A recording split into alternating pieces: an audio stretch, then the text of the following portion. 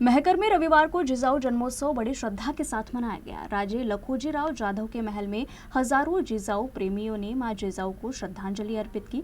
महापूजन के बाद लोक प्रतिनिधियों ने जिजाऊ के चरणों में नतमस्तक हुए। शिवसेना के विधायक सिद्धार्थ खरात, केंद्रीय मंत्री आकाश फुनकर, मनोज कायंदे और अन्य नेताओं ने पूजा की।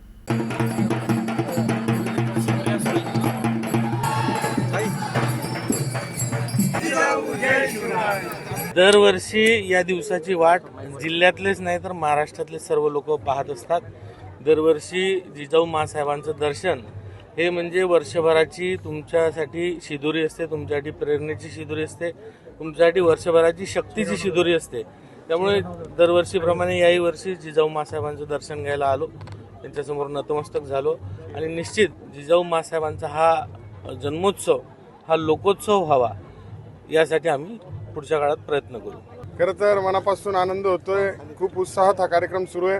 गेल्या 2 दिवसापासून सिंदखेड राजा येथे राजमाता माँ जिजाऊंच्या राजवाड्याच्या परिसरामध्ये खूप बरेच विविध सांस्कृतिक कार्यक्रम या ठिकाणी आम्ही आयोजित केले होते। महाराष्ट्र शासनाच्या सांस्कृतिक विभागाअंतर्गत अत्यंत चांगले कार्यक्रम, जिजाऊ गाथेचा कार्यक्रम या ठिकाणी आयोजित केला। कालही अनेक गायक या ठिकाणी आले, अतिशय चांगले गायन त्या ठिकाणी झाले आणि भरभरून लोकांनी प्रतिसाद दिला, त्याचा आनंद होतोय। जगभरातून जिजाऊ भक्त या ठिकाणी येत आहेत आणि खऱ्या अर्थानं एक ऊर्जा या ठिकाणून सगळ्यांना मिळते। आम्हाला या ठिकाणी अभिवादन केल्यानंतर एक ऊर्जा या ठिकाणी मिळाली आणि ही ऊर्जा नक्कीच मतदारसंघासाठी चांगलं काम करण्यासाठी आम्ही त्याचा उपयोग करणार आहोत। आज राष्ट्रमाता जिजाऊ साहेबांचा 427वा जन्मोत्सव सोहळा सिंदखेड राजा नगरीसह संपूर्ण देशभर आपापल्या पद्धतीने साजरा होते आणि दरवर्षी सालाबादप्रमाणे मी सुद्धा इथे नतमस्तक व्हायला येतो। आमची भावना हीच आहे की महाराष्ट्रामध्ये जातीय सलोखा कायम राहावा, महाराष्ट्र जो पुरोगामी महाराष्ट्र आहे ती पुरोगामी ओळख महाराष्ट्राची कायम राहावी। शेतकरी बळीराजावर अवकाळी संकट आहे ते सुद्धा दूर व्हावं, जिजाऊ चरणी ते साकडं घातलंय। सोबतच आमची मागणी पण अशी आहे की तीर्थक्षेत्र सिंदखेड राजा विकास आराखडा त्याचा अजून कुठलाही टप्पा इथं दिसत नाही पार होताना, एक जर महाद्वार सोडलं तर।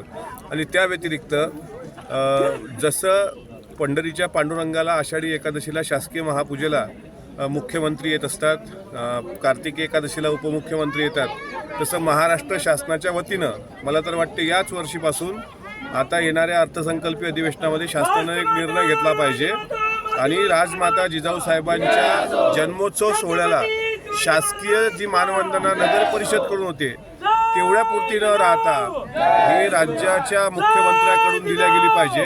जी जयंती आहे ती माझ्यासाठी खूपच प्रेरणादायी आहे।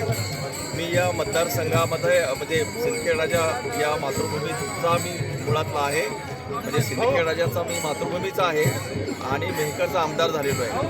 म्हणजे मी दोन्ही मतदारसंघाचा, सिंदखेड राजा आणि मेहकर या दोन्ही मतदारसंघाचा आमदार आहे। त्यामुळं राष्ट्रमाता राजमाता जिजाऊ यांचा मला आशीर्वाद आहे आणि जिजाऊ माँसाहेबांची 17 वर्षापासून आम्ही खिचडी वाटप, त्यांचे विचार संवर्धन, प्रचार प्रसिद्धी करत असतो, अनेक कार्यक्रम करत असतो, खिचडी वाटप असतं आमचं। यावर्षी खूपच उत्साहपूर्वक वातावरण आहे।